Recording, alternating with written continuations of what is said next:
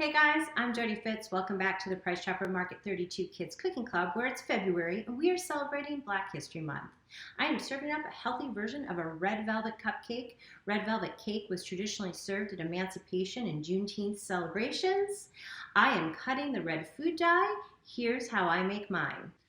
All right, we're going to start with 3 eggs. I'm going to add in some buttermilk, some brown sugar, some organic sugar, and some vanilla extract.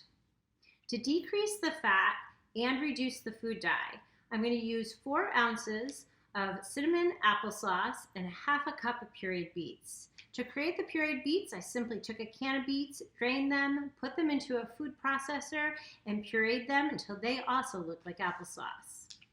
Now I'm going to blend everything together. Look at that beautiful red color. Now I'm going to add in our dry ingredients, which include all-purpose flour, cocoa powder, unsweetened, baking soda, baking powder, and salt. Now we're going to mix that all together, and I'm going to add in 1 tablespoon of red food coloring.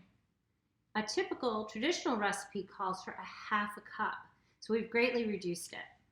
I'm going to fill up my muffin tins, and then I'm going to pop these in the oven for 25 minutes at 350 degrees.